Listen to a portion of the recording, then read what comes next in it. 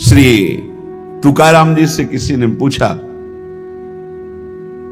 वैसे आत्मचरित्र वर्णन करना महापुरुषों के लिए बड़ा कठिन होता है। अपनी प्रशंसा या अपने चरित्र पर जब उनके जन पूछते हैं तो करुणा करके वो बताने लगते हैं। तुकाराम महाराज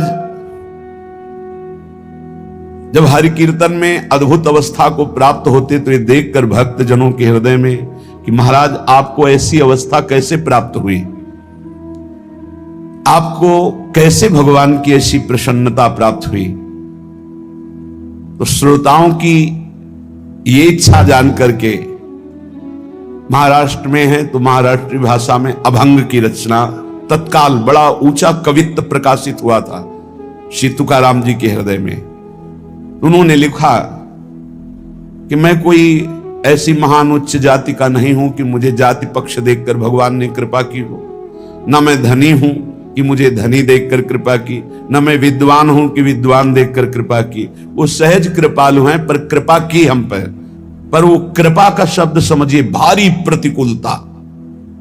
हम पर कृपा की पर कृपा का शब्द यहां दुलार नहीं है या भारी प्रतिकूलता है। वो कह रहे जाति शूद्र किया वैसे व्यवसाय, पांडुरंग पाए कुल पूज। उन्हीं के द्वारा लिखा हुआ यह भंग है। कहना नाही किंतु करता पालन, आपके वचन संत जन। वैसे तो मैं बिल्कुल अपने विषय में नहीं बोलना चाहता था, पर आप संत जनों ने, भक्त जनों ने आग्रह किया तो मैं अपनी बात बता रहा हूं। माता पिता मेरे छोड़ गए यदा, आपदा विपदा आन पड़ी। दुर्भिक्ष ने मारा छीना धनमान, गृहिणी बिना अन्न प्राण त्यागे। लज्जा बड़ी ग्लानि हुई कष्ट भारी, व्यापार में सारी पूंजी हारी। विठ्ठल देवल हुआ अति जीर्ण, उद्धार की मन बात आई। पहले कीर्तन फिर पुनः एकादशी, रहा ना अभ्यासी चित्त तदा। कुछ किए कंठ संतों के वचन, विश्वास सम्मान उर्धारे। जहां नाम गान गाऊं पद टेक, धरूं चित्त एक भक्ति भाव। श्री तुकाराम जी कहते हैं, संत पद तीर्थ किया सुधा पान, दिए लज्जा मान छोड़ी पीछे। बन पड़ा जो भी किया उपकार, काया कष्ट कर हरि भजे। तुकाराम जी ने कहा, वैसे तो अपने विषय में बोलने में बड़ा संकोच होता है, किसी को भी हो, पर आप संतों का आदेश है कि आपको ऐसी ऊंची दशा कैसे प्राप्त हुई। तो सुनो, हमारे ऊपर पांडुरंगा की कृपा हुई।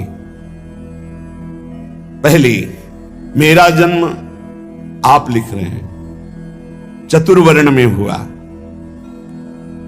मुझे व्यवसाय मिला व्यापार का, लेकिन पांडुरंगा जब अपने में लगाना चाहता है तो व्यापार सफल कैसे हो सकता है? असफल हो गया व्यापार। सारी संपत्ति हमारी जाती रही, घाटा ही घाटा व्यापार में। हमारे कुल से विठ्ठल भगवान की उपासना होती रही। कुल में परंपरा चली आ रही थी कि हमारे कुलदेव पांडुरंगा विठ्ठल भगवान। ध्यान से सुनना, चतुर्वर्ण में हमारा जन्म हुआ, व्यापार किया गया, व्यापार में घाटा ही घाटा। ऐसी परिस्थिति आई, माता पिता का स्वर्गवास हो गया। बहुत दुख मिला, न खाने को न व्यापार चला, माता पिता ऊपर से पधार गए, अकाल पड़ गया। जो घर में बचा हुआ अन्न था कुछ दिनों में खत्म हो गया, बाहर से आने का कोई गुंजाइश ही नहीं रह गई, सब स्वाहा। जो हम पिता माता की बनाई हुई प्रतिष्ठा थी वो भी धूल धूसरित हो गई। यहां तक कि मेरे परिवार को अन्न के लिए तड़प तड़प कर प्राण त्यागना पड़ा।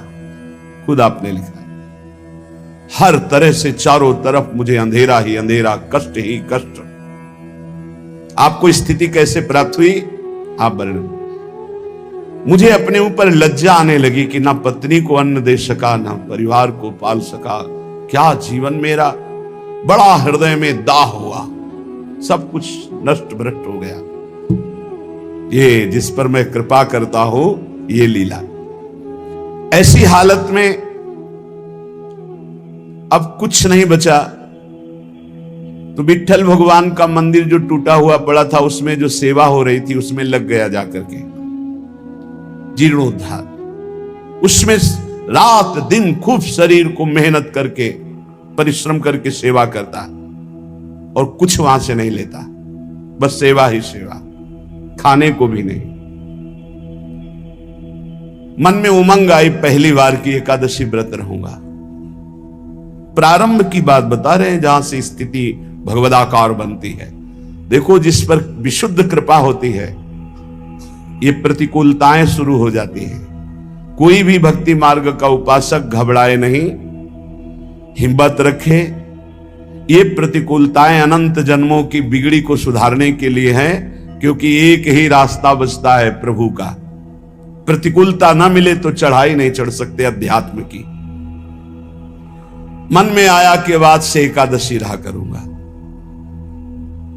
अब एकादशी तो है ही, क्योंकि कुछ घर में है ही नहीं, तो एकादशी व्रत रहने का। भजन में मन नहीं रमता था, क्योंकि अभ्यास ही नहीं था। देख लीजिए, इतने बड़े महापुरुष जो सदेह विमान में बैठकर भगवत धाम गए। आप लोग चिंता मत करें। आप लोग जो कहते हैं मेरा मन भजन में नहीं लगता, तो कुछ तो लगता है। श्री तुकाराम जी लिख रहे हैं, आरंभ में बिल्कुल मेरा भजन में मन नहीं लगता था, पर संतों के चरित्र पढ़ने में मन लगता। संतों के चरित्र पढ़ता और उनके वचनों को बार बार याद करता कि उन्होंने क्या कहा है। उनके वचनों से मुझे बोध होने लगा। संत वचनों पर विश्वास, संत वचनों का महत्व और उनके वचनों का बार बार मनन बहुत सुंदर साधन है। बिल्कुल उत्तम अवस्था प्राप्त करने के लिए ऐसे ही साधक को कर। संत चरित्र, भक्त चरित्र पढ़ने में बड़ा मन लगता है। उनके वचनों पर बड़ी निष्ठा, बड़ा भाव, उन्हीं के वचनों का बार बार मनन। अब मन लगने लगा कि जहां हरि कीर्तन होता है, वहां पीछे जाके खड़े हो जाए।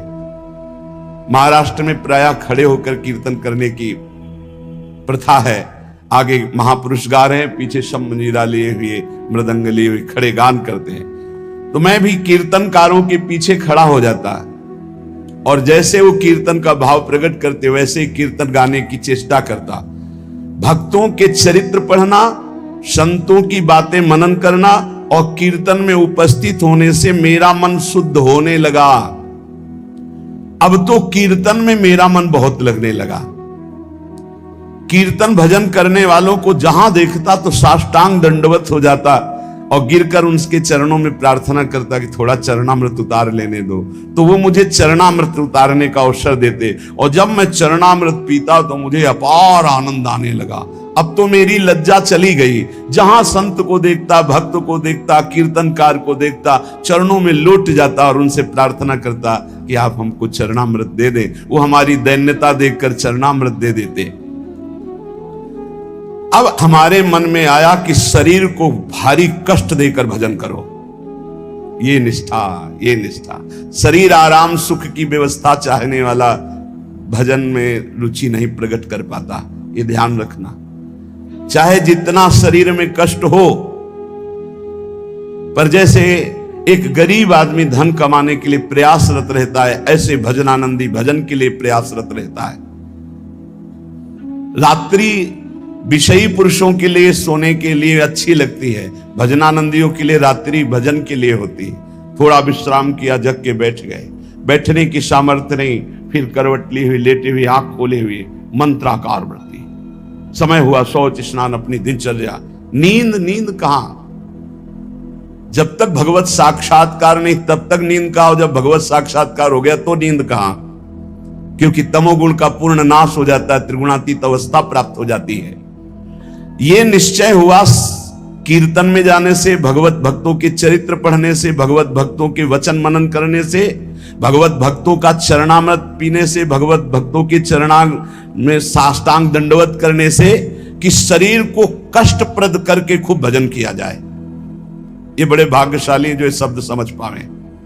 शरीर को कष्ट रखते हुए भजन करना, चैन नहीं लेने देना। ये बड़े भाग्यशाली होंगे सो ये बात पकड़ पाएंगे। अब शरीर को कष्ट, अब बैठे हैं, जैसे श्री महात्मा बुद्ध जी ने कहा, इहासने सुसत्य में शरीरम, मेरा शरीर इसी आसन पर बैठकर सूख जाए, हड्डी टूट जाए, मांस गलित हो जाए, लेकिन जब तक ब्रह्मबोध नहीं होगा मैं उठूंगा नहीं। ये निष्ठाएं महापुरुषों की पकड़नी होती है। शरीर को बहुत सुखद नहीं, उचित भोजन, उचित नींद, रात दिन भजन। मैंने भगवत भजन में शरीर को घिस डाला, तुकाराम जी के रात दिन कीर्तन, रात दिन भजन। अब अच्छा लगने लगा तप, कष्टप्रद भजन, कष्टप्रद शरीर और खूब भजन अच्छा लगने लगा। ये मन का एक स्वभाव है, इसे भोगों में लगा दो तो ये भोगों की अभ्यास बढ़ाता चला जाएगा, और भजन में लगा दो तो भजन का अभ्यास बढ़ाता चला जाएगा। जब अन्न त्यागा, फलाहार में आए, तब फलाहार भी त्यागने की इच्छा जागृत हो गई कि सावन भर केवल जल पी कर रहेंगे, गंगा जल पी कर रहेंगे। बड़ा उत्साह, त्याग की तरफ बढ़ो तो मन क्रम बाई क्रम त्याग बढ़ाता चला जाता है, और भोग की तरफ बढ़ो तो मन क्रम बाई क्रम भोग बढ़ाता चला जाता है। ये चतुर उपासक त्याग की तरफ बढ़ता है, अविवेकी भोग की तरफ बढ़ता है। इस प्रकार मेरी परमार्थ की साधना आरंभ हुई। कथा सुनना, कीर्तन में सम्मिलित होना और संतों से प्यार करना। संतों को देखते ही एकदम लौट जाना, ऐसा लगना कि हो भाग्य।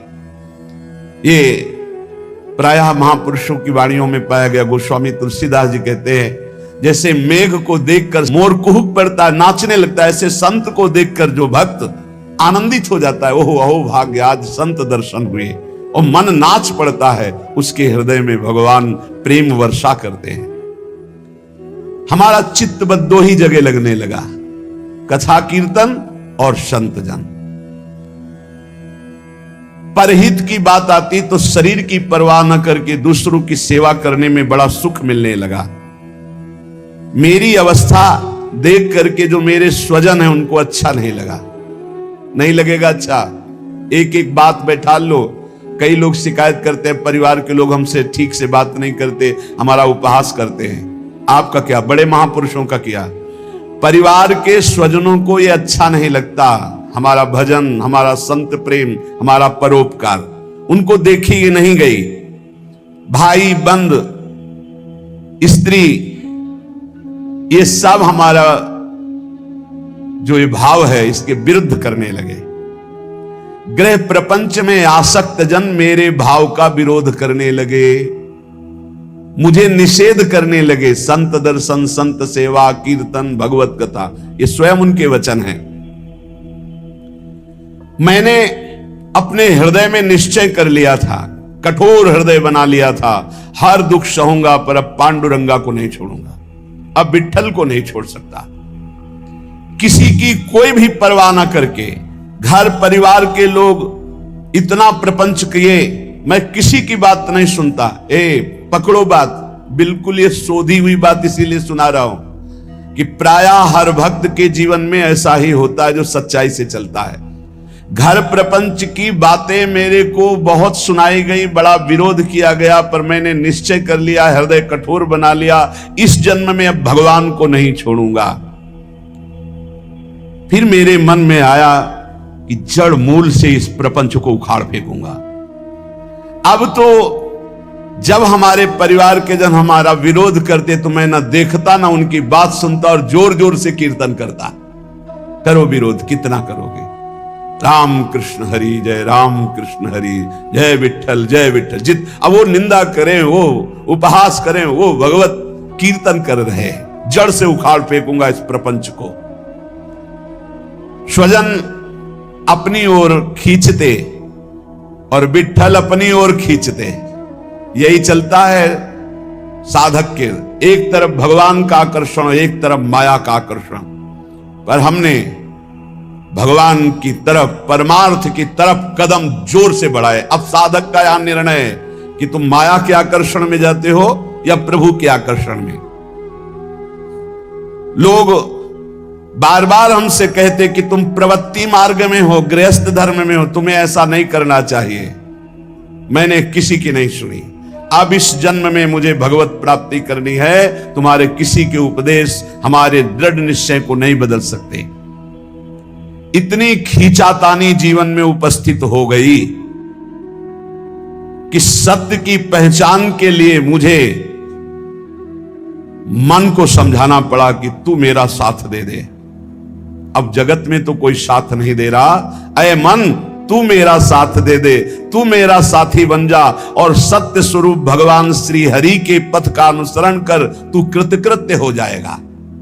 तुकाराम जी महाराज कह रहे कोई साथ नहीं दे रहा, अय मन तू तो मेरा साथ दे दे, मेरा साक्षी बन जा और भगवान सत्य स्वरूप हैं, उनके मार्ग का अनुसरण कर। इस असत्य संबंध, पति पुत्र परिवार, ये मिथ्या नश्वर प्रपंच भोग, तिलांजलि दे दे मन, तू मेरा साथी बन जा।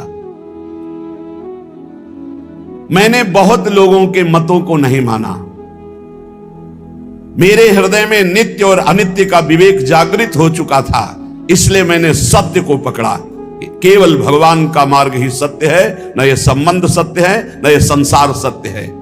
इस प्रकार जब मैंने श्री हरि चरण प्राप्ति के लिए दृढ़ निश्चय कर लिया, तो उसी समय भगवान मेरे सदगुरु के रूप में पधारे। श्री बाबा चैतन्य ने मेरे हृदय देश में प्रकाशित होकर के श्री राम कृष्ण हरि इसका उपदेश किया। वही कीर्तन करते थे, पर वही गुरुदेव आकर हृदय में उपदेश किए, जिसे कहते हैं स्वप्नादेश। उपदेश किया कि अब तुम श्री राम कृष्ण हरि ही कहो।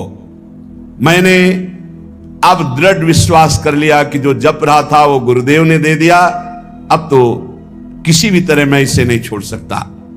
विश्वास चित्त में धार लिया कि मेरा भोजन भी राम कृष्ण हरि, मेरी प्यास भी राम कृष्ण हरि, मेरे प्राण भी राम कृष्ण हरि, मेरा सर्वस्व राम कृष्ण हरि। निश्चय कर लिया, बड़ा सहारा मिल गया। पहले जपते थे, वही जब गुरु ने दिया तो बड़ा सहारा मिल गया, परिपक्व हो गया। अब तो बैठ करके 24-24 घंटे नाम कीर्तन, क्योंकि निश्चय पहले ही कर लिया था शरीर को कष्ट देकर भगवत भजन करना। ये बहुत जल्दी भजन रंग लाता है। जब चित्त लवलीन होने लगा तो मेरे हृदय में कविता की स्फूर्ति होने लगी। श्री हरि के लीला गुण प्रकाशित होने लगे, उनको कविता रूप में लिखने की स्फूर्ति हुई। श्री हरि का कीर्तन और श्री हरि प्रदत्त अभंग वाणी प्रकट हुई मेरे हृदय में। मैंने देखा कि मेरी बुद्धि में ये ताकत नहीं थी, ये मेरी बुद्धि में श्री हरि कीर्तन से प्रकाश हुआ, हरि लीलाओं का। ये भगवत प्रसाद से मेरे अंदर आया। ये भगवान की ही प्रेरणा से अभंग निकलते थे। मैं गदगद होकर के सुप्रवाह करने लगा कि कैसी कृपा की मेरी बुद्धि में एक भी लीला नहीं थी, और आज लीलाओं की बाढ़ आ रही, गुणों की बाढ़ आ रही है। मैंने श्री हरि चरणों के प्रति और दृढ़ विश्वास और दृढ़ श्रद्धा प्रकट हुई। क्रम चलता रहा। बीच में रामेश्वर भट्ट के द्वारा बड़ा हमारे साथ निषेध आघात हुआ। मैंने भगवान की कृपा समझी, निषेध आघात हुआ, उसको भी सहा। बड़े विघ्न डाले जाते हैं, ये माया भगवती बड़ी विचित्र है। भगवान की प्रेरणा से मैंने उसको भी सहा।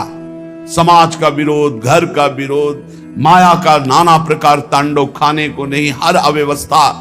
चलो भजन, यहां जरा सा कामना पूर्ति नहीं होती, बोले अश्रद्धा हो गई भगवान में। ये कोई भगत है?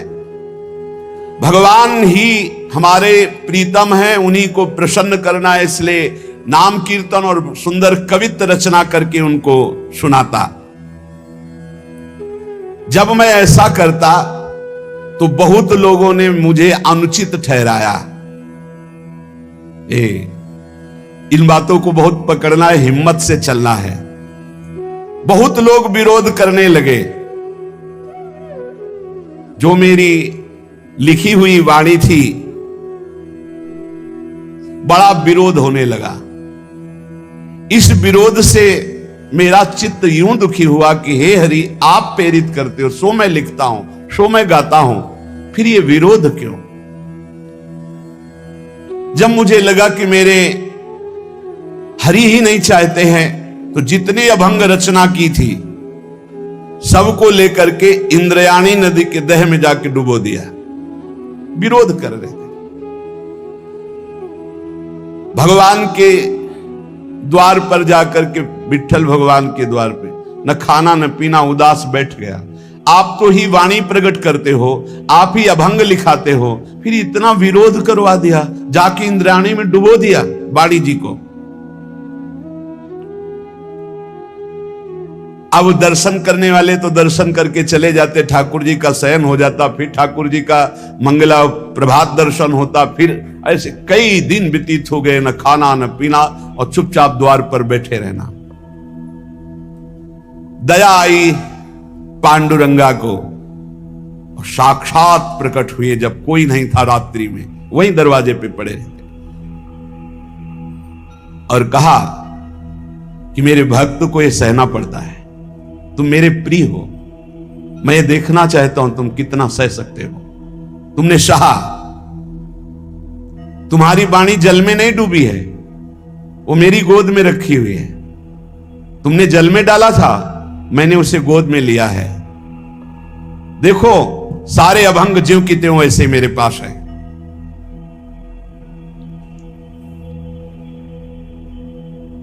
अभंग ज्यों के त्यों, जैसे श्री भगवत ऋषि जी की वाणी यमुना जी में, तो यमुना जी ज्यों का त्यों, एक अक्षर भी गीला नहीं हुआ था, ज्यों का त्यों ले। ऐसे भगवान ने कहा जो तुमने इंद्राणी में डुबो दिया ना अपनी वाणी, कि सब विरोध करते, मैंने अपनी गोद में लिया है।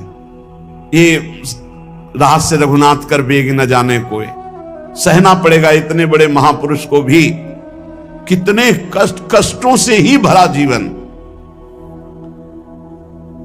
तुकाराम जी भगवान का सगुण साक्षात्कार करके, भगवान से बात हुई, भगवान ने दर्शन दिया। उन्होंने जो अपने जीवन में कष्ट सहा, उस कष्ट से भगवान के प्रति उनकी ममता घटी नहीं, उनकी ममता बढ़ी।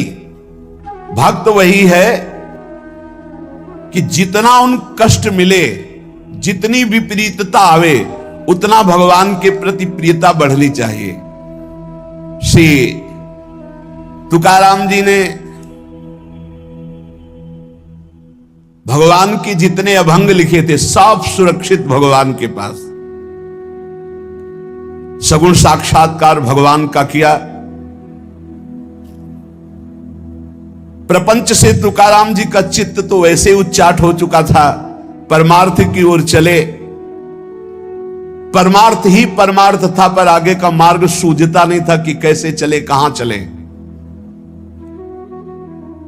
जब कोई भगवत मार्ग में चलता है तो एक ऐसा यात्रा का समय आता है जहां ना परमार्थ सूझता है और ना प्रपंच अच्छा लगता है। प्रपंच से चित्त उचाट और परमार्थ सूझता नहीं है।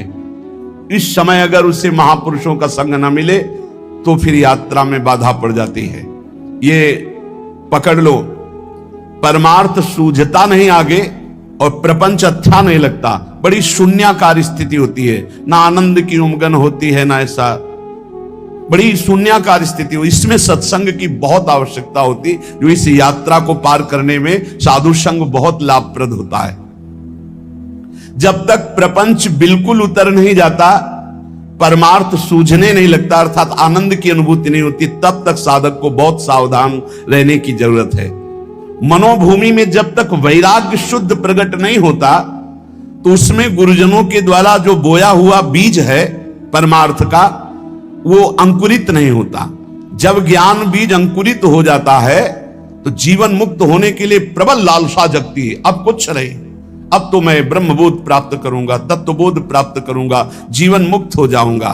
और जब ये लगन लग जाती तो फिर कोई प्रपंच, कोई नियम, कोई उपदेश किसी का ऐसा नहीं असर करता है कि वो प्रपंच की तरफ ले जाए। अरे आप प्रवृत्ति मार्ग के गृहस्थ के हैं, आपको ऐसा करना चाहिए, आपको ऐसा नहीं करना चाहिए, ये तब तक जब तक ज्ञान का अंकुरण नहीं हुआ। जो जीवन मुक्त महापुरुष हैं, मानवीय दृष्टि से उनको पहचाना ही नहीं जा सकता है। हां, जो मुमुक्ष जन है, वो जो भगवत प्राप्ति करना चाहते हैं, वो इस बात को पकड़ पाएंगे। नहीं तो जो विषयी भोगी हैं, उनको कैसे अच्छा लगेगा कि हमें कष्ट हो और हम भगवान की तरफ चलें। भगवत प्रसाद पाने का अधिकारी वही है जो दुख सहने के लिए कमर कस लिया है। अब कूद पड़ा मैं भगवान के मार्ग में, अब जितना दुख पड़ेगा मैं सहूंगा। बचपन से पूरे जीवन तक महापुरुषों को कष्ट ही कष्ट का पाला पड़ा है। ये बाहरी क्या जाने, बाहरी तो बाहरी चीज देखते हैं ना, वो आंतरिक चीज नहीं देख पाते। कष्ट ही कष्ट, जितनी ऊंचाई अध्यात्म की होती है वो कष्ट से होती है। ये जितने सुखद ऊंचाई नहीं है, आंतरिक ऊंचाई नहीं है, ऊंचाई है अध्यात्म की ऊंचाई, अंदर की। द्वंद्वों पर विजय प्राप्त कर लेना, ब्रह्म तत्व का बोध हो जाना, भगवत साक्षात्कार हो जाना, ये ऊंचाई कौन देख पाएगा। मोक्ष मार्ग में चलने वाले या भगवत प्राप्ति के मार्ग में चलने वाले साधु जनों का, भक्तों का पहला पड़ाव होता है कि अपनी निष्ठा परिपक्व करे। पहला कदम मजबूती है कि अपनी निष्ठा परिपक्व करे। कोई तुम्हें साथ नहीं देगा, कोई तुम्हारा इस मार्ग में मित्र नहीं होगा। जिसको मित्र बनाओगे वो घसीट लेगा प्रपंच की तरफ। आपको अकेले चलना है। आज तक का पूरा खुद का अनुभव है, इस मार्ग में अकेले चलना है। इस मार्ग में हमको मरना है। जीवित मर जाए उलट आप में समा यह है दिलगिरी। हर समय कष्ट, 1 मिनट का कष्ट, हर समय का कष्ट, पूरे जीवन का कष्ट। मृत्यु जब तक नहीं होगी तब तक का कष्ट। लेकिन उस कष्ट से ना उदास, ना निराश, ना हताश, पूरे जीवन की बात है। जब साधक पहले पड़ाव में दृढ़ हो जाता है, पहला पड़ाव यही है, सुख की तरफ आकर्षित नहीं होना, दुख से हमें मुख नहीं मोड़ना, तब उसे साधकों को सत्संग मिलता है, शुद्ध संत संग। उस संत संग से शुभेच्छा जागृत होती है, मुझे भगवत प्राप्ति करनी है। पहला पड़ाव तुम्हें सुख घसीटेगा, कदम नहीं बढ़ा देना सांसारिक सुख की तरफ। दुख तुम्हें भयावह लगेगा, कदम उसी की तरफ बढ़ाना। यह है भगवत प्राप्ति के मार्ग का पहले साधक का कदम। पकड़ो, सुख घसीटेगा, सुविधाएं घसीटेंगी, सुख सुविधा की तरफ कदम नहीं बढ़ाना। दुख घसीटेगा, भयावह दिखाई देगा, चलो दुख की तरफ चलो। और जिसने दुख की तरफ कदम बढ़ा दिया भगवत मार्ग में, वो महासुख को प्राप्त हुआ। दूसरा उसको क्या संत संग मिलता है, विशुद्ध संत संग। उससे शुभेच्छा जागृत होती, अशुभ कर्मों का त्याग और भगवत प्राप्ति की प्रबल इच्छा। ऐसे पुरुष को प्रापंचिक रिश्ते नातेदारों से बैठकर बात करना, ये सब कुछ अच्छा नहीं लगता। पहला पड़ाव भोगों की सुविधा मिलेगी उसकी तरफ से ना बोलना है। दुख है परमार्थ में, ये दिखाई दे रहा है आपको, लेकिन दुख नहीं, महासुख है। जैसे संसार में सुख है, ये दिखाई दे रहा है, लेकिन ये भगवान कह रहे हैं दुखालय है, इधर सुख नहीं है। परमार्थ में दुख दिखाई दे रहा है, लेकिन इधर महासुख है, इधर कदम बढ़ाओ परमार्थ की तरफ। दूसरा, जे ही कदम बढ़ाओगे तो सच्चे संतों का संग मिल जाएगा, पहचान, शुभेच्छा जागृत हो जाएगी, पापाचरणों का त्याग और भगवत मिलन की, शुभ कर्मों की अंदर प्रबल इच्छा जागृत होगी। तीसरा, उसे बद्ध पुरुषों का संग अच्छा नहीं लगेगा। ये रिश्तेदार, नातेदार, सांसारिक भोगों में फंसे हुए लोग, ये अच्छा नहीं लगेगा। भले वो संसार के बीच में रह रहा है, लेकिन उसको इनसे प्रपंच की बातें करना, संसार के लोगों की रिश्ते नाते की बातें, ये अच्छा नहीं लगता। आंतरिक जब मन का आकर्षण भोगों की तरफ होता है, उस भोगों से मन को जलाते हुए परमार्थ की तरफ चलना है। क्या जाने संसारी पुरुष, इनको तो जब जो इच्छा हुई सो भोग लिया, ये क्या जाने चढ़ाई को, ये तो खिसकते हुए गए नरक की तरफ। और वो जब साधक संभल कर चलता है तब इनको लगता है नहीं नहीं, परमार्थ में इतनी ऊंचाई पर नहीं, भ्रष्ट करने के लिए वो उपदेश देते हैं। तो बद्ध पुरुषों का संग ऐसे साधकों को अच्छा नहीं लगता। उसको अच्छा लगता है भगवत प्रेमी महात्माओं का संग, भगवत मार्ग की चर्चा करने वाले, कैसे हम माया पर विजय प्राप्त करें, कैसे भगवान से अनुराग प्राप्त करें। सजाती संतों का संग अच्छा लगने लगता है और उसमें संतों के प्रति जो भाव आया उससे सद्गुणों की वृत्ति बढ़ने लगती है। सद्गुण जो भगवान को प्रसन्न करे, सद्गुण जो भगवान की प्रीति प्रदान करे। प्रपंच से पूरा मन हट जाता है उस साधक का। चौथी स्थिति आई, प्रपंच से पूरा मन हट जाता, बिल्कुल अच्छा नहीं लगता, जैसे स्वप्न झूठा, ऐसे संसार झूठा दिखाई देने लगता है। उमा कहूं मैं अनुभव अपना, सत हरि भजन जगत सब सपना।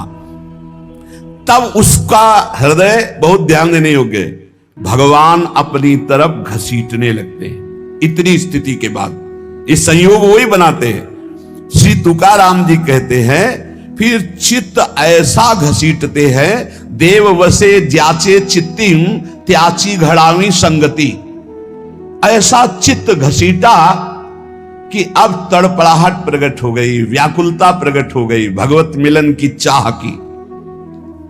फिर भगवान सिद्ध सदगुरुदेव की समर्पण वृत्ति करवाते हैं। इसके बाद, इतने के बाद सिद्ध सदगुरुदेव की समर्पण वृत्ति कराते हैं। और जहां सिद्ध सदगुरुदेव की समर्पण वृत्ति हुई, उसके आचार विचार चिंतन सब उसी कोटि होने लगे। महापुरुषों का प्रभाव होता है कि बहुत कम समय में, जो हजारों वर्ष की साधना से नहीं होता, कम समय में परिवर्तन प्रारंभ होना शुरू हो जाता है। उसमें वो सब सामर्थ्य आने लगती, वो सद्गुण आने लगते हैं जिससे वो प्रभु को रिझा सके। श्री तुकाराम जी कहते हैं, फिर ऐसे जब महापुरुष का संग लाभ हुआ तो अवलंब दृढ़ हो गया, शरणागति पुष्ट हो गई, आत्मसमर्पण पुष्ट हो गया। उसके अंदर ये बातें आने लगी। उपास्य जो संप्रदाय अनुसार इष्ट देव प्राप्त हुए, उन इष्ट देव में सर्वभाव, श्री राधा वल्लभ मेरो प्यारो, जैसे यहां कह रहे पंढरपुर निवासी पांडुरंगा में पूर्ण आसक्ति, ऐसे वृंदावन निवासी श्री राधा वल्लभ लाल में पूर्ण आसक्ति। बस राधा वल्लभ लाल को हृदय ध्यान मुख नाम, मेरो प्यारो राधा वल्लभ मेरो प्यारो, सर्वोपरि सबहिन को ठाकुर, सब सुखदान हमारो प्यारो, मेरो प्यारो राधा वल्लभ मेरो प्यारो। अपने उपास्य देव में जब सदगुरुदेव की प्राप्ति हुई तो ऐसे चित्त आसक्त हो गया, हटाए नहीं हट सकता, प्राण प्यारे एकदम वो हृदय का विषय। दूसरा, अपने आचार्य की वाणी में अपने इष्ट का जो जस गाया गया है, जैसे श्री तुकाराम जी कह रहे हैं श्रीमद् भागवत और श्रीमद् भगवत गीता, क्योंकि विठ्ठल भगवान श्री कृष्ण, तो श्रीमद् भागवत और श्रीमद् भगवत गीता प्राणों से भी अधिक प्यारी। ऐसे श्रीमद् चतुरासी जी, श्रीमद् राधा सुधा निधि, ये प्राण से भी अधिक प्यारी। सिद्ध सदगुरुदेव के मिलने पर इष्ट देव में परम आसक्ति और इष्ट ग्रंथ में परम आसक्ति। चतुरासी जी तो ऐसे हो जानी चाहिए जैसे कक्षा 1, 2, 3, 4 में ककारा मात्रा पहाड़ा याद हो जाता है ना, ऐसे याद हो जानी चाहिए चतुरासी जी। इष्ट ग्रंथ कंठ में विराजमान हो जाना चाहिए। तीसरा, ये अभेद भक्ति है। जैसे लोगों को, ज्ञानी जनों को ये बात बनी रहती है कि भक्ति करने वाले भेदभाव से युक्त रहते हैं। श्री तुकाराम जी कह रहे हैं ये अभेद भक्ति है।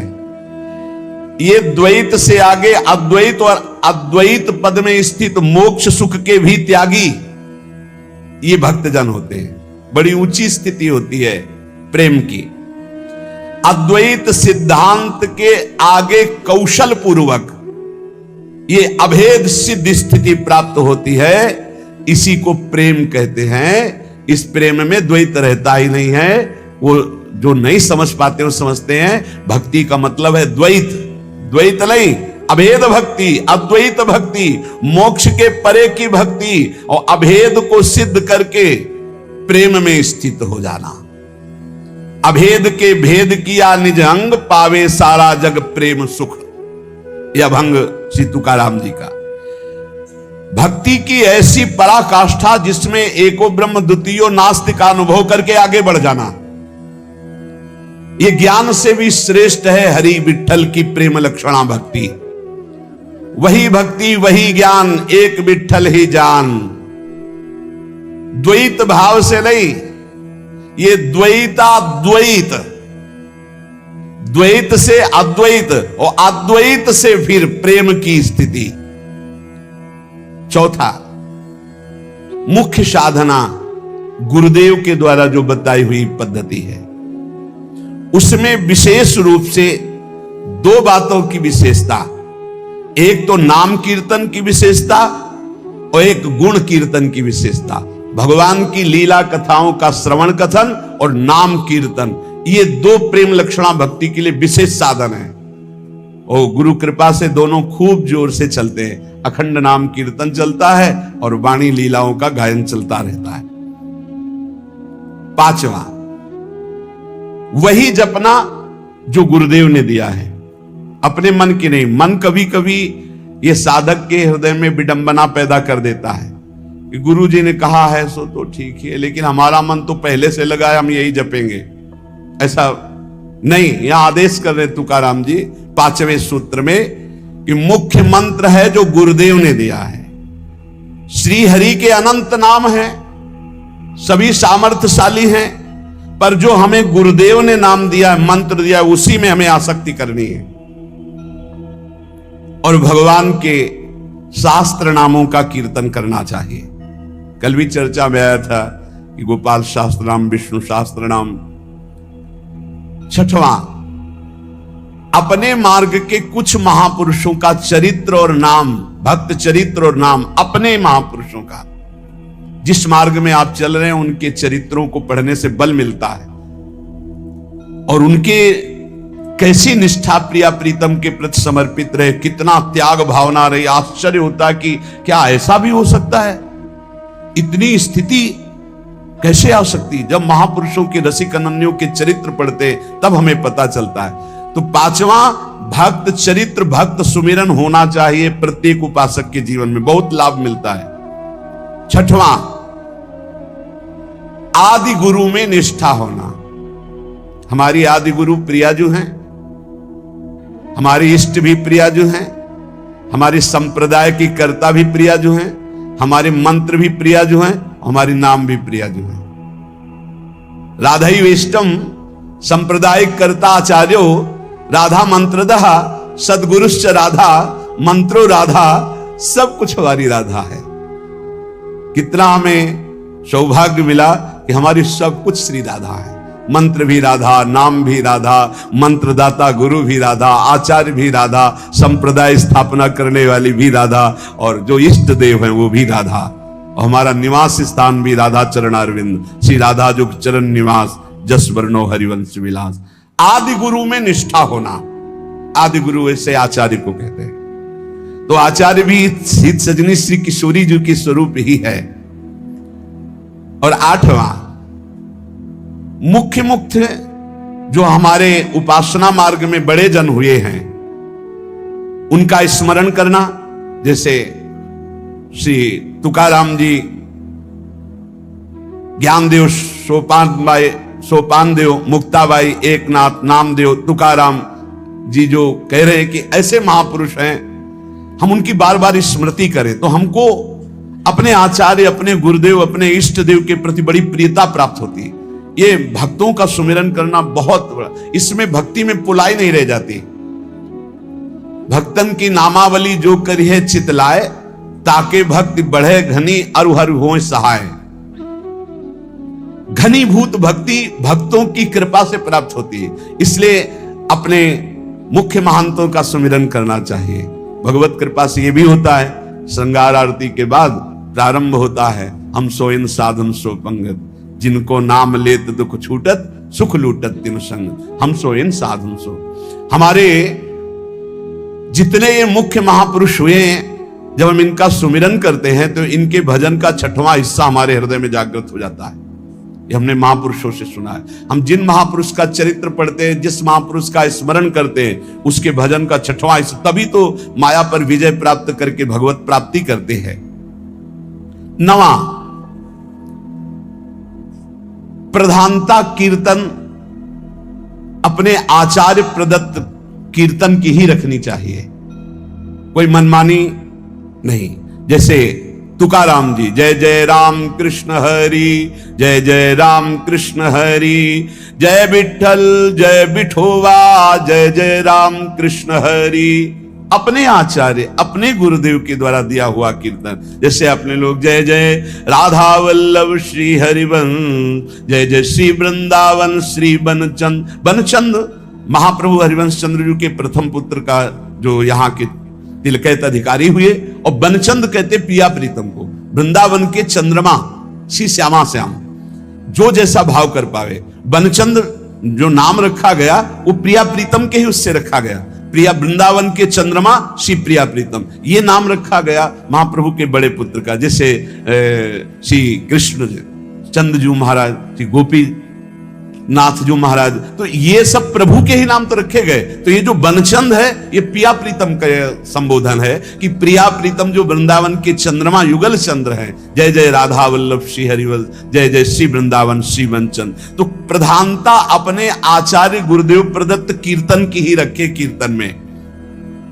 और पूज्य जितने विश्व के संत महात्मा हैं, विश्व के, भारत के ही नहीं, अतिथि संत भक्त, ये सब जो श्री कृष्ण से संबंध मानने वाले हैं, ये सब हमारे पूज्य हैं। ऐसी सदैव भावना रखें। तुलसी की माला, गले में तुलसी की कंठी जरूर हर समय बंधी रहनी चाहिए। अगर टूट जाए तो एक प्रसादी करके पहले से ही रखनी चाहिए। प्रत्येक साधक को एक प्रसादी तुलसी पहले से अपने पास रखनी चाहिए। कभी कंठी अगर भंग हो जाए तो जब तक उसे हम ठीक ना करवाएं तब तक नई तुलसी की कंठी बांध लें। और अगर वो ठीक होने लायक नहीं तो यमुना में प्रवाहित कर दे, और अगर ठीक होने लायक है तो गुरु प्रदत्त कंठी पुनः ठीक करवा के उसी को बांधे। पर जब तक नई कंठी हमारे पास प्रसादी नहीं होगी तो फिर हमारा गला खाली रहेगा। 1 मिनट भी खाली गला नहीं रखना, ये हमारी वैष्णव पद्धति है। गले में तुलसी की माला और नाम जप के लिए तुलसी की माला, गले में तुलसी की कंठी और तुलसी की माला से ही नाम जप होता है। हमारा जो वैष्णव जनों का नाम जप होता है वो तुलसी की माला से होता है। श्री तुकाराम जी कह रहे हैं, महाव्रत निरंतर भगवान का चिंतन करना, और जैसे उनके मार्ग में एकादशी व्रत रहना, रात भर कीर्तन करना, शिवरात्रि का व्रत रखना, कृष्ण जन्माष्टमी का व्रत रखना, और पंडरीकनाथ की यात्रा करके रात में जाके कीर्तन करना। 12वां, महातीर्थ, अपने इष्ट देव के संबंध से जो तीर्थ स्थल हैं उनमें यात्रा करना या वहां वास करना। अपने लोगों को तो परम सौभाग्य स्वामिनी जी ने दे दिया, वृंदावन वास, नित्य उनकी लीला स्थली, यही लीला कर रहे हैं। महातीर्थ श्री तुकाराम जी अपने क्षेत्र में कह रहे हैं, जैसे पंढरपुर, त्र्यंबकेश्वर, आलिंदी, पैठण, सासवड़, चंद्रभागा और महान संतों के स्थान गंगा, गोदा, यमुना, तीर्थ, काशी, द्वारिका, जगन्नाथ, इन सब की यात्रा करना वैष्णव जनों का। अपने लोगों की अनन्य निष्ठा व्रत 84 कोश श्री धाम वृंदावन, बस ये अनन्य निष्ठा है। 13वां, वर्ज, ये बातें कभी नहीं होनी चाहिए वैष्णव में। पराई स्त्री का काम भाव से स्पर्श, संयोग, दृष्टि, चिंतन, संभाषण पूर्ण रूप से त्याग होना चाहिए। पराई स्त्री की वैष्णवजन गृहस्थ भी होते हैं, वैष्णवजन विरक्त भी होते हैं। तो जो गृहस्थ हैं वो अपनी स्त्री में धर्मानुकूल, और जो विरक्त हैं भगवत भाव से। पहला वर्ज, पर स्त्री के प्रति दोष दर्शन, पर स्त्री के प्रति भोग वृत्ति की भावना बिल्कुल त्याग दे, नहीं भगवत मार्ग में आगे नहीं बढ़ पाएगा। दूसरा, छल कपट आदि करके दूसरे का धन अपहरण करने की बात रखना, कभी नहीं होना चाहिए। दिखावा करके, दंभ करके, पाखंड करके, किसी भी तरह से दूसरे से धन ऐंठने की इच्छा रखना, फिर आप वैष्णव पद्धति में फिसल जाएंगे, आगे नहीं बढ़ पाएंगे। तीसरा, किसी की भी निंदा करना नहीं करना है। पर निंदा बिल्कुल ना सुननी है ना करनी है। अगर वैष्णव धर्म में स्थित रहना है, परम आनंद प्राप्त करना है, पहला नियम किसी भी माता बहन के प्रति काम भाव नहीं। दूसरा नियम किसी के भी धन को किसी भी तरह से ठगाई ना करे। तीसरा, पर निंदा ना सुने ना पर निंदा करे। चौथा, जो संतों ने भोजन निषेध किया वो नहीं करना चाहिए।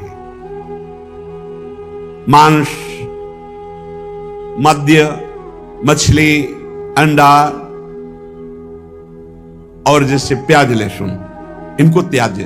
प्याज लहसुन तमोगुणी है, तमोगुणी होने के कारण इसका त्याग किया गया है। वो अंदर से भजन की वृत्ति छीण करता है, तुम जान नहीं पाओगे, इसीलिए संतों ने अनुभव करके इसका त्याग किया। प्याज लहसुन निषेध है केवल तमोगुण के कारण, वो तमोगुण की वृत्ति बढ़ाता है। तमोगुण जो है निद्रा, आलस्य, प्रमादोत्थम तत्तामस मुदाहृतम, भजन में निषेध है, इसलिए निषेध किया गया है। और मद्य, मांस, मछली, अंडा, ये तो बिल्कुल निषेध किया गया है। वैष्णव होकर अगर इनकी तरफ या भक्त होकर जरा भी ऐसी दृष्टि रखता है तो पाखंडी है, वो भक्त नहीं है जो ऐसे जीवों को कष्ट देकर अपना उदर पोषण करना चाहे। पांचवा, वर्ज में मन से, वाणी से, शरीर से किसी की हिंसा न करे। ये काया वाचा मानुषा अगर किसी को दुख देता है तो भगवत मार्ग में नहीं चल पाएगा। इसलिए भगवत मार्ग पुष्ट करने के लिए स्वयं कष्ट सहे, दूसरों को कष्ट न दे। आचरण, जो अपने धर्म के आचरण उन्हीं का पालन करे। जो हमारे गुरुदेव ने, हमारे आचार्य ने हमारा दिनचर्या बना दी, जो हमारा नियम बना दिया, हमको उसी के अनुसार चलना है। अपने आचार्य प्रदत्त धर्म में स्थित रहने में कभी संकोच न करें। दूसरा क्या करता है मैं नहीं देख रहा, हमारे आचार्य ने जो हमें आदेश किया हमको उसी मार्ग में चलना है। जो विधि निषेध किया गया उसका पालन करें। ये नहीं करना, ये करना है, इसे विधि और निषेध कहते हैं। विधि कहते हैं ये करना है, निषेध नहीं करना है। जो कहा गया है वैसे ही चले।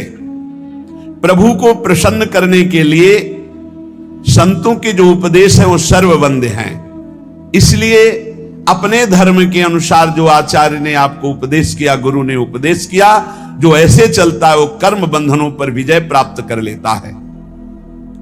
15वां, वैष्णव का परम स्वभाव है परोपकार करना, दूसरों को सुख पहुंचाना।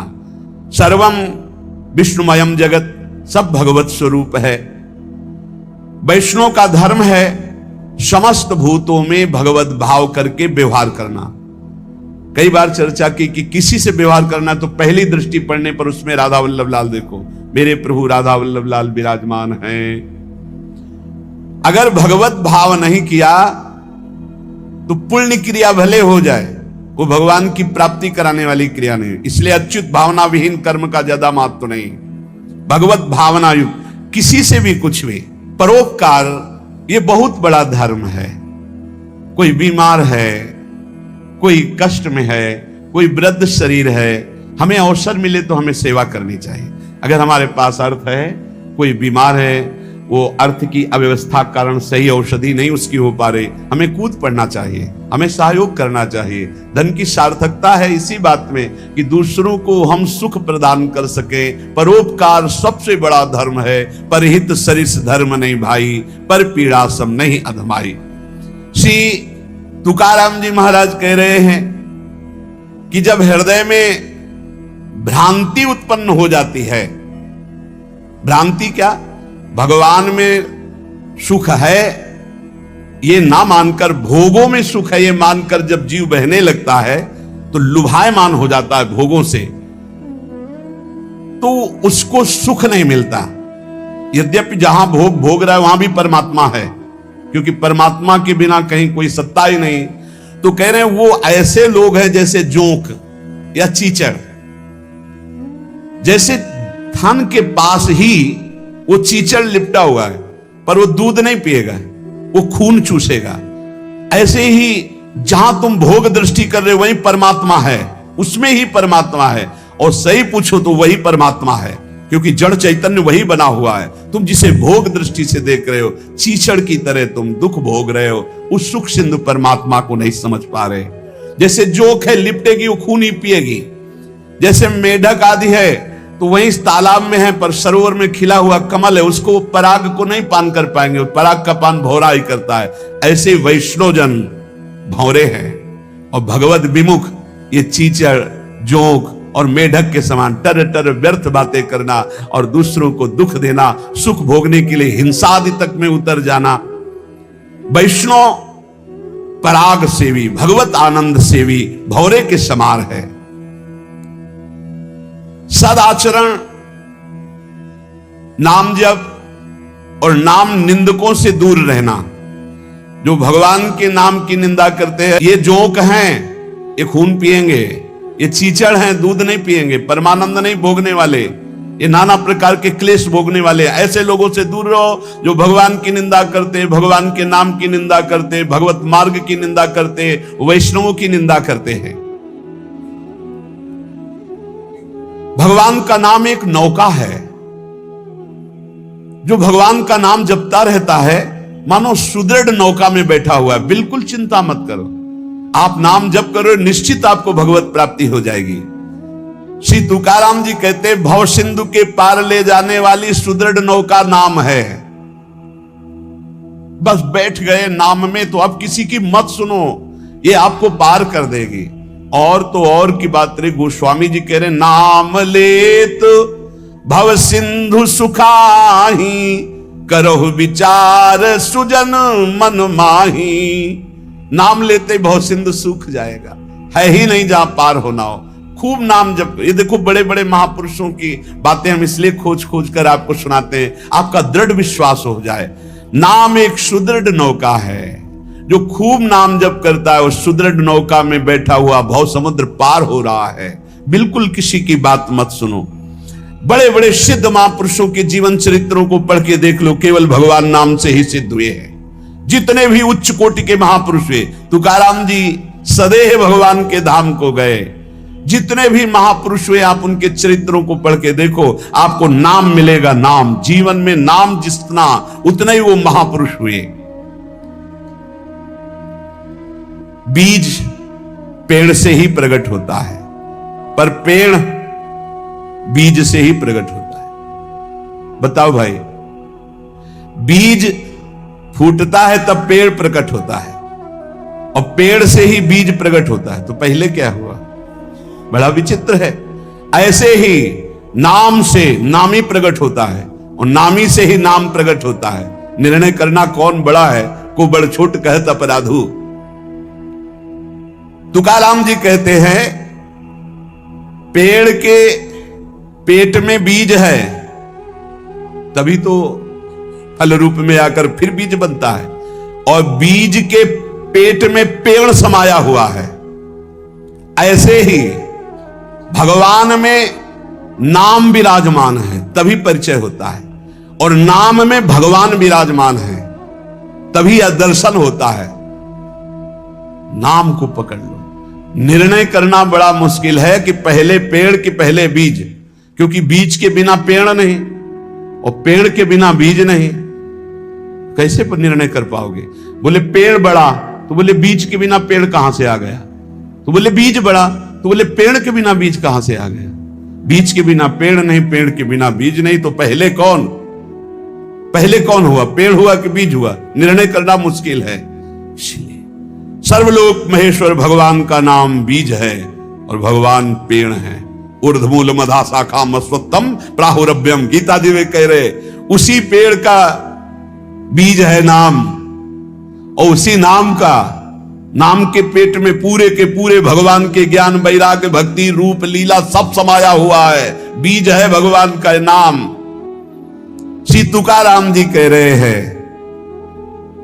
पंडित हो या बालक हो, मूर्ख हो या विद्वान हो, जो नाम को पकड़ लेता है वो सब ज्ञान प्राप्त कर लेता है। सब ज्ञान, बात पकड़ लीजिए।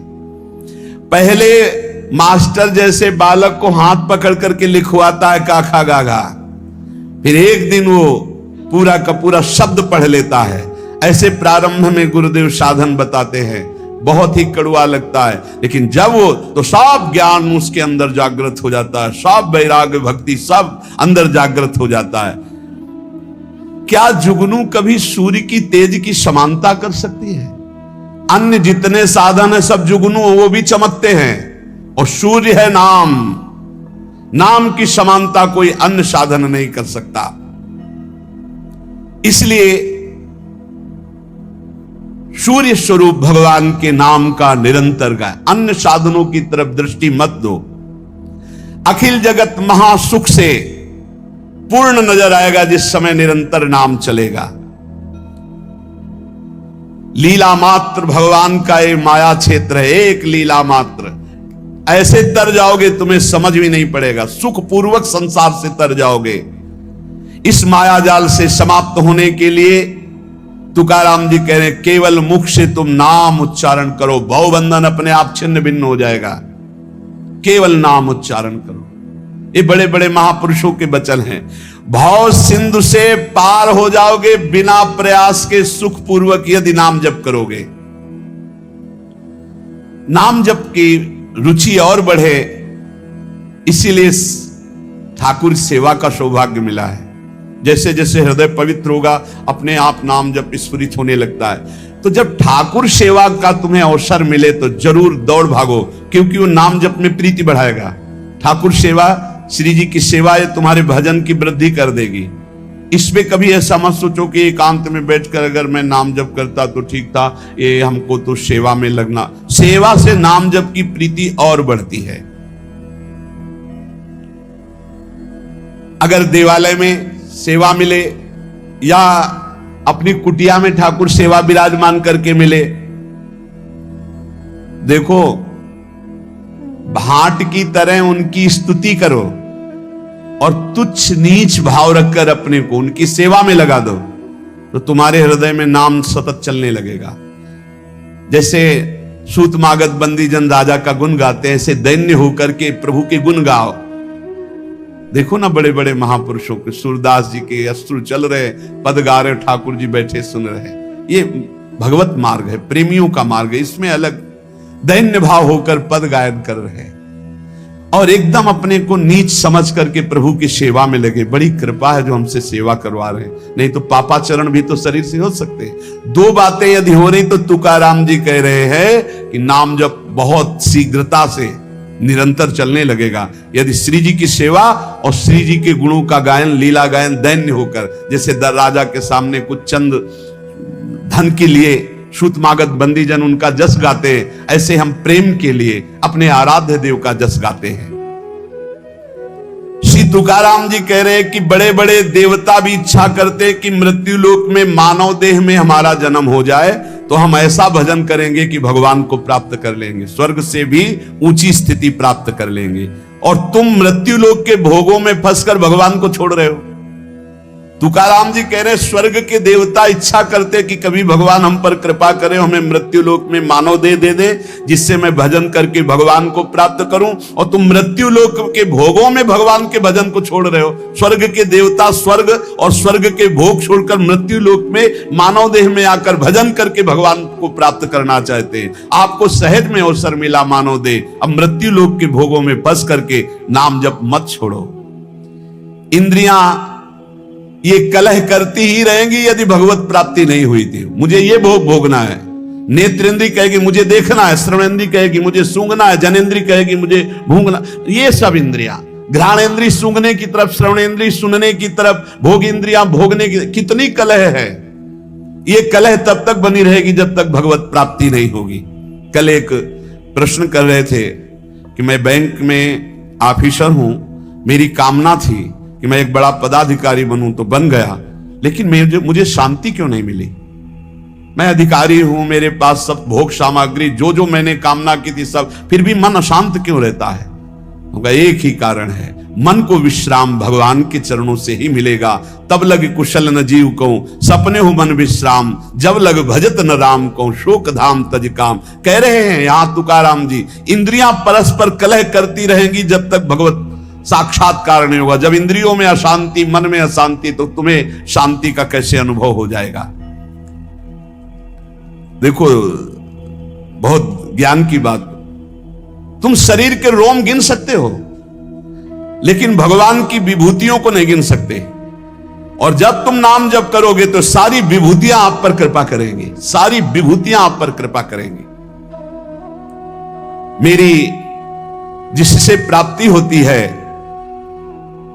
वो शुद्ध पुण्यात्मा होता है। शुद्ध पुण्यात्मा वही है जिसके मुख में मेरा नाम होता है। तुकाराम जी कह रहे हैं, श्री भगवान कह रहे हैं, मेरी जिससे प्राप्ति होती है वो शुद्ध पुण्यात्मा होता है। शुद्ध पुण्यात्मा कौन होता है? जिसके मुख में मेरा नाम होता है, जो मेरा अनन्य गति का होता है उसी को प्रेम प्राप्त होता है, और जो मेरे नाम का अनन्य हो जाता है उसे मेरी अनन्य गति प्राप्त होती है। पकड़ो महापुरुषों के बच्चों को पकड़ो, सब नाम है, सब नाम। जैसे गर्भिणी स्त्री को परोसा गया तो उसको जब तृप्ति हुई तो गर्भस्थ बालक को पुष्टता अपने आप प्राप्त हो जाती है। ऐसे ही जब भक्त प्रसन्न हो जाता है तो भक्त के हृदय में विराजमान भगवान अपने आप संतुष्ट हो जाते हैं। तो नाम जप करे और भक्तों की आराधना करे, अपनी कोई स्वतंत्र इच्छा ना रखे, अपनी इच्छा को भगवान की इच्छा में समर्पित कर दे। माली जल को जिधर ले जाता है उधर ही जल प्रवाहित होने लगता है। हमारे जीवन बगीचा के मालिक है भगवान गुरुदेव, जिधर वो हमको ले जा रहे हैं हमको उधर ही बहते चले जाना है। अगर उधर नहीं जाओगे तो प्रवाह फूट पड़ेगा और गलत दिशा की तरफ चला जाएगा। तुकाराम जी कह रहे हैं, मधुर और विशद आनंद देने वाला भगवान का नाम है। देखो जल में भेद नहीं होता, जल सब में गिरता है, लेकिन अपने भावानुसार उसका स्वरूप अलग हो जाता है। जल तो ईख में भी गिरता है तो वही जल मधुर गन्ने का रस बन जाता है, और जल धतूर में भी गिरता है जिससे उसका फल पुष्ट होता है, वो जहर बन जाता है। जल केले में गिरता है जिससे कपूर बन जाता है। जल सीपी में गिरता है तो मोती बन जाता है। जल तो समान भाव से बरसता है लेकिन अधिकारानुसार उसका फल अलग अलग हो जाता है। तो जो उपासक भगवान में डूबा हुआ है वो महामधुर रस, विशद आनंद, विभिन्न विभूतियों का कृपा पात्र बन जाता है। और जो भगवान से विमुख है तो कृपा उनको भी की मानो दे दिया है, पापाचरण करके अपने जहर जैसा जीवन बना लेते हैं, अशांति में जीवन बना लेते हैं। चित्त मगन होकर के जब नाम गुणगान करता है, जब वाणी कंठ अवरुद्ध होने लगता है, शरीर में रोमांच हो जाता है, आंखें अधकुली और अश्रु वर्षा होने लगती है, शरीर में आनंद की लहर तरंगायमान होकर कंपायमान शरीर को कर देती है, ऐसा जब सुख प्रकट होता है तो जीव की जीव दशा नष्ट हो जाती है और वो भगवत स्वरूप हो जाता है। बनावटी नहीं, स्वाभाविक ये स्थिति। जब नाम गुण कीर्तन करते हुए ऐसी मस्ती छाती है, आपाद मस्तक, शरीर के चरण से लेकर मस्तक तक रोमांच हो गया, आंखें अधखुली हैं, चेष्टा रहित है, आनंद जल अश्रु रूप में बरस रहा है, और ऐसी लहर आनंद की उठ रही कि शरीर कंपायमान हो रहा है। महासुख अलौकिक रस जब प्रकट होता है ऐसा, तो जीव की जीव दशा नष्ट हो जाती है और अपने स्वरूप में स्थित हो जाता है। संसार में रहते हुए, क्रिया करते हुए कोई कैसे मुक्त हो सकता है बिना अक्रियत्व आए? क्योंकि जो क्रिया करेगा उसका कर्म बनेगा, कर्म बनेगा तो अवश्य में भोक्तव्यम कृतम कर्म शुभाशुभम। तो कह रहे हैं तुकाराम जी, नटनाट्य अवधे संपादिले सोंग, ये जगत का जो नाटक का स्वांग रचा है उस परमात्मा ने रचा है। तुम भी उसी स्वांग के एक हिस्से हो, बस स्वांग मात्र करो, सच्चाई से नहीं। तुम न किसी के सच्चे पति हो, न किसी के पुत्र हो, न किसी के पिता हो, न किसी की पत्नी हो। तुम भगवत स्वरूप हो, स्वांग मिला है, स्वांग करो।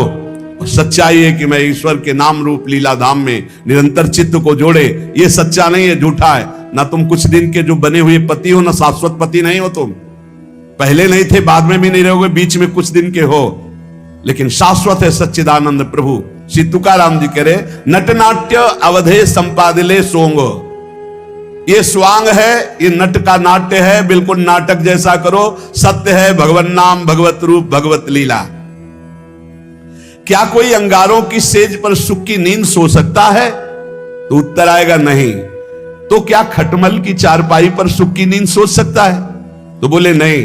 तो बोले ऐसे ही भोग वासना, नाना प्रकार की गंदी वासना, ये क्या तुम्हें सुख चैन से सोने देंगी? अनंत जन्मों से जलते हुए चले आ रहे हो, आगे भी जलना पड़ेगा। नहीं, आगे बढ़ो, संसार के मार्ग में नहीं, भगवत मार्ग में, तभी सुख से विश्राम कर। वो स्वामी तुलसीदास जी कह रहे हैं, जाकी कृपा लवलेस ते मति मंद तुलसी दास हूं, पायो परम विश्राम, राम समान प्रभु नाही कहूं। पायो परम विश्राम, आप चैन की नींद। काहू के बल भजन को काहू के आचार, व्यास भरोसे कुंवर के सोवत पाव पसार। चैन की नींद ये अंगारों की सेज पर पड़ना है, जो भोगों में, जो नाना प्रकार की वासनाओं, मानो खटमल की चारपाई पर। कहां चिंता शोक भय से युक्त कहीं नींद आती है? जब तक देह भाव है प्यारे कि मैं स्त्री हूं, मैं पुरुष हूं, तब तक बंधन को प्राप्त हो। भाव ही देह भाव को नष्ट करेगा, भगवत भाव कर्म बंधनों को नष्ट करेगा। दही मत कर जब उससे मक्खन निकाल लिया जाता है, तो मक्खन छाछ में डालने से ऊपर ही रहता है, कभी डूबता नहीं है। जब तक मथा नहीं गया था तो एक में ही एकम एक था, और जब मथ कर दही को मक्खन निकाल लिया गया तो फिर उसे छाछ में छोड़ दो, फिर नहीं मिल सकता। ऐसे ही खूब नाम जप करके पहले जीवत तो नष्ट कर दो, फिर संसार में रहोगे तो ऐसे रहोगे जैसे छाछ के ऊपर मक्खन रहता है, कभी मिल नहीं सकता। तुकाराम जी कहते हैं, दही से पहले मथ करके मक्खन अलग कर लो, फिर मिलाना भी चाहोगे तो चाहे जितना प्रयास करो मिलेगा ही नहीं। ऐसे ही एक बार तुम देह भाव से अलग हो, नाम जप करके ऐसा ज्ञान प्राप्त करो, फिर संसार में तुम्हें कोई नहीं बांध सकता। प्यासा प्यासे की हालत जानता है, भूखा भूखे की हालत जानता है।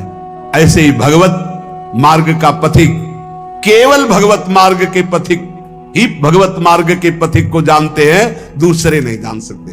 दूसरों को तो आश्चर्य लगता है, ऐसा कैसे हो सकता है कि घर में खाने को नहीं, हर कष्ट हर, और वो खूब नाच नाच करके नाम कीर्तन कर रहे हैं। ऐसा कैसे हो सकता है कि घर में इकलौते पुत्र का 100 पड़ा हुआ है और वो नाम कीर्तन कर रहे हैं? ऐसा कैसे हो सकता है कि क्षण क्षण पर कष्ट दिया जा रहा है और वो हरि हरि हरि मेरा हरि मेरा हरि? ऐसा कैसे हो सकता है प्रहलाद जी? ऐसा कैसे हो सकता है 22 बाजारों में मार कोड़े खाल खींच ली गई, फिर भी ना तो भक्ति में फर्क पड़ा ना भक्त में फर्क पड़ा, वैसे ही भक्ति वैसे ही मुख प्रसन्न। कैसा कैसे हो सकता है? ये बात जैसे प्यासे को प्यासा जानता है, भूखे को भूखा जानता है, ऐसे ही भगवान के भक्त को सिर्फ भगवान का भक्त जानता है। ये विषयी संसारिक प्रापंचिक लोग उसे नहीं जान सकते। तुकाराम जी कहते हैं, माया योग से जीव दुर्दशा को प्राप्त हो रहा है और भक्ति योग से महासुख को भोगेगा। इसलिए माया योग से हटो और भक्ति योग को प्राप्त करो। अनित्यम सुखम लोको मिमम प्राप्य भजस्व माम। ये संसार के नाशवान सुख भोगों से मन को हटाओ, लोक के भोग तुम्हें दुर्गति को प्राप्त करा देंगे। प्राप्य भजस्व माम, मुझे भजो, भगवान कह रहे मेरा स्मरण करो। बाटे या जनाचे थोर व आश्चर्य विषय वडिम भूतले जीव। तुकाराम जी कह रहे हैं कि जीव भोगों में फंसकर समय को नष्ट कर रहा है। वो समझ रहा है बड़ा अच्छा समय व्यतीत हो रहा है, लेकिन आगे भयानक दुख आने वाला है, फिर मृत्यु होगी, फिर अन्य योनियों में जाओगे। इसलिए भजन कर लो। पैसा के बल से, भोगों के बल से, पद के बल से तुम काल से नहीं बच सकते। उन्मत्त मत हो, भजन कर लो। तुकाराम जी कह रहे, बड़ी दया आ रही ऐसे जीवों पर जो भोगों के बल से, धन के बल से अपने जीवन को नष्ट कर रहे हैं कि समय बढ़िया जा रहा है बड़ी मौज मस्ती से, लेकिन वो आगामी दुख को नहीं देख पा रहे हैं। अरे ये मुझे ना भजे ऐसा कौन सा बल है इनको मिल गया कि निश्चिंत होकर भोगों में पड़े हुए हैं। भगवान को भी दया आती है कि ये जीव कैसा भूला हुआ है, इनमें कौन सा ऐसा दम है जो अंतकाल में तुम्हें काल से बचा सकता है। रुपया में, पत्नी में, पुत्र में, पति में, परिवार में, धन में, किसमें ऐसा बल है जो तुम्हें मृत्यु से बचा सके। जब मृत्यु से नहीं बचोगे तो फिर अगला जन्म होगा, फिर उस योनि में नया। ये कब तक चलता रहेगा? क्या यमदूतों से तुम्हें ये रुपया पैसा बचा लेगा? क्या यमदूतों के दंड से तुम्हें ये नाना प्रकार के शरीर संबंधी लोग बचा लेंगे? नहीं। तो विद्या बचा लेगी, वयस बचा लेगी, प्राणियों का रिश्ता नाता तुम्हें बचा लेगा। अरे अब होश में हो जाओ। संसार काल का कलेवा है, इसमें कोई नहीं बचेगा, सब मरेंगे। इसलिए नाम जप कर ले, अपने को बचा ले। बचाना क्या है? देह भाव से हट गए, बच गए। भजन के बल से देह भाव से हट गए तो मृत्यु का प्रवाह देह में होगा, आपके ऊपर नहीं। आप परम पद को प्राप्त हो जाएंगे। जीव, तू मृत्यु को मत भूल। मृत्यु को बड़ा चस्का लगा है लोगों के मारने का। वो किसी को नहीं बख्शती, सबको मारती चली जाती, रौंदती चली जाती है। एकमात्र नंद नंदन यशोदानंदन है जो तुम्हें मृत्यु से बचा सकते हैं, देह भाव रहित करके। चाहे कोई कितना बुद्धिमान हो, क्या चीनी से ऊख बना सकता है? गन्ना बना सकता है? गन्ने से चीनी तो बन गई, लेकिन चीनी से गन्ना खड़ा कर सकता है फूल? कभी भी, कितना भी बड़ा विज्ञानी हो, गन्ने से चीनी बन गई, गन्ने का रस फिर उबाला गया, फिर वो चीनी बनने के अधिकार में आ। पर चीनी से गन्ना बना सकता है? तो बोले नहीं। तो बोले वैसे दिमाग खर्च कर ले, तू जन्म जन्मांतर में मृत्यु के चक्कर में पड़ा हुआ है। जब तक तू भगवान का भजन नहीं करेगा तब तक तू सुख नहीं प्राप्त कर सकता। सुख सिंधु से तू प्रकट हुआ है, अब सुख सिंधु का भजन कर ले, नहीं तो तू सुख सिंधु खड़ा नहीं कर सकता संसार में। मकान बना के, करोड़ों अरबों रुपया जमा करके, नाना प्रकार, जैसे चीनी से फिर ऊख नहीं बनाया जा सकता, ऐसे तू लाख उपाय कर ले अपनी बुद्धि से। इस दुखालय संसार में तू है सुख स्वरूप, लेकिन तू सुख नहीं पा सकता बिना सुख सिंधु का भजन के। गर्भवास में तूने वादा किया था कि हर जीव वादा करता है, एक बार मुझे यहां से निकाल दो, मैं भजन करके भगवान को प्राप्त करूंगा। अरे उस वादे को भूल गया। भगवान शेषनाग भी अपनी 2000 जिह्वा से जिनका नाम गुणगान करते हैं, वेद भी जिनका नेति ने, उनसे वादा किया था तूने कि एक बार गर्भ से बाहर कर दो, मैं तुम्हारा भजन करूंगा। बौरा गया, इस माया में आके फिर बौरा गया। अपनी जिह्वा से व्यर्थ की बातें करके, दिमाग से नाना प्रकार के प्रपंच का चिंतन करके फिर फंस गया चक्कर में, वो वादा भूल करके। इसलिए श्री तुकाराम जी कहते हैं, जीवात्मा तू ही अपना तारक है और तू ही अपना मारक है। यदि तूने वादा निभाया और भजन किया तो अपने को तार लेगा, और यदि वादा भूलकर फिर प्रपंच के चिंतन में लगा तो अपने को मार देगा। तू अपना उद्धारक बन रे जीव, तू मुक्त है, मुक्त हो जा। सोच, ये संसार तेरे को कभी सुख नहीं दे पाया, तो अब क्या तुझे सुख देगा? इसलिए जैसे भोजन पाने से तृप्ति होती है एक एक कवल से, ऐसे एक एक नाम से संसार से वैराग्य, स्वरूप का बोध और भगवान से प्रेम होता है। इसलिए निरंतर नाम जप करो, जो हमारे जीवन का परम लाभ है। नाम, हर समय नाम जप करते रहो। जहां संत जन मिले दौड़ कर जाओ, चरण वंदना करो, उनके वचन सुनो।